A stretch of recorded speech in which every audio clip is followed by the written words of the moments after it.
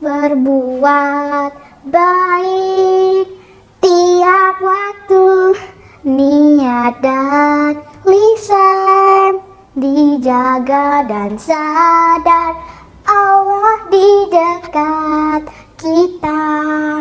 Bayangkan Allah mengawasi kita, Allah Maha melihat perbuatan kita, baik juga buruknya Allah menilai kita.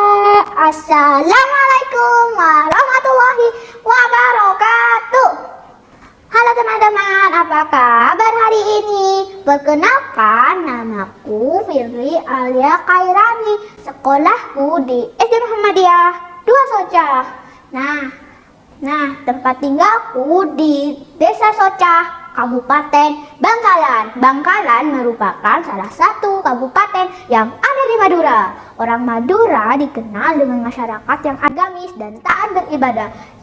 Orang Madura juga sangat sayang dan menyukai sapi. Saking sayangnya dengan sapi, ada budaya-budaya yang berkaitan dengan sapi. Salah satunya adalah kerapan sapi. Nah, pada kesempatan hari ini, Firly akan bercerita tentang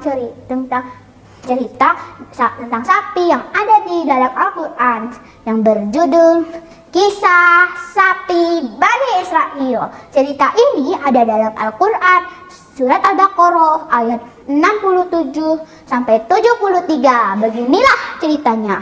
Pada masa Nabi Musa alaihissalam, hiduplah seorang saudagar kaya raya yang mayatnya ditemukan di pelantaran desa tetangga. Orang-orang Bani Israel yang menemukan mayat itu saling tuduh menuduh. Siapa yang mencelakai orang ini? Mereka kemudian memutuskan untuk pergi kepada Nabi Musa alaihissalam. Seraya berkata, "Wahai Musa, ini ada orang mati. Berdoalah kepada Tuhanmu untuk memberitahu siapa yang membunuh orang ini." Nabi Musa berkata, "Orang yang kalian bisa mengetahuinya dengan cara kalian harus mencari seekor sapi betina lalu menyembelihnya." Bani Israel, orang-orang itu pun kembali ke pertengahan kaum. "Wahai kaumku," ini Nabi Musa mengatakan bahwa kita harus menyembelih seekor sapi betina. Apa kalian? Aku merasa keberatan, saudaraku. Masa kita harus menyembelih seekor sapi betina? Padahal kan nenek moyang kita dulu sering memuliakan sapi. Baiklah. Setelah itu orang-orang itu pun kembali kepada Nabi Musa. Seraya berkata, "Wahai Musa, ini ada orang mati. Kami bertanya tentang orang mati, bukan sapi betina. Kenapa kamu menyuruh kami untuk menyembelih sapi betina? Jangan membodohi kami atas perintah ini. Sesungguhnya aku bukan orang bodoh. Aku adalah utusan Allah Subhanahu wa taala." Baiklah. Bagaimana ciri-ciri sapi itu agar kami bisa dengan cepat mencarinya? Allah SWT mengatakan bahwa sapi itu tidak muda, tidak tua, tidak pernah dibuat untuk membajak sawah, warnanya kuning keemasan, dan menyenangkan hati orang yang melihatnya. Baiklah, kami akan mencarinya. Tidak jauh dari perkampungan Bani Israel, hiduplah seorang ibu dan anak. Anak ini adalah pemuda saleh yang ayahnya sudah meninggal dunia. Ayah anak dari anak ini meninggalkan seekor sapi yang ciri-cirinya sangat mirip dengan percakapan Nabi Musa dan Bani Israel. Pada suatu hari, ibu pemuda saleh itu memanggilnya, "Wahai anakku, masuklah." Anak itu pun masuk dan seraya berkata, "Ada apa, Bu? Juallah sapi peninggalan ayahmu itu. Jika ada orang yang mau membelinya dengan emas seluas kulit sapi ini, maka ibu ridho melepaskannya."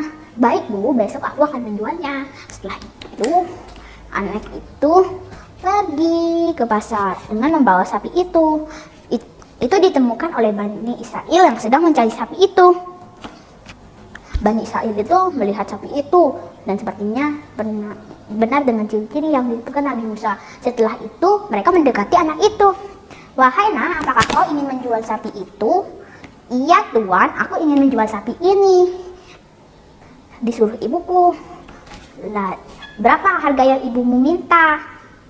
"Jika ada orang yang bisa membeli sapi ini dengan emas seluas kulit sapi ini, maka ibuku ridho melepaskannya." "Baiklah, ini sekantuk emas yang kau inginkan." "Terima kasih tuan." Setelah itu sapi itu dibawa kepada Nabi Musa. "Wahai Musa, ini adalah sapi yang kau inginkan.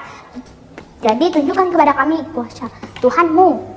Nabi Musa pun menyembelih ekor sapi itu dan memukulnya kepada mayat itu, dan dengan kuasa Allah mayat itu kembali hidup.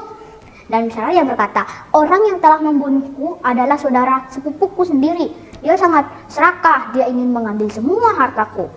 Dengan Allah pun mematikan mayat itu kembali. Cerita Bani Israel, cerita sapi Bani Israel sudah selesai.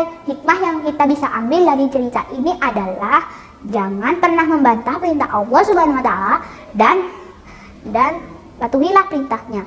Wassalamualaikum warahmatullahi wabarakatuh.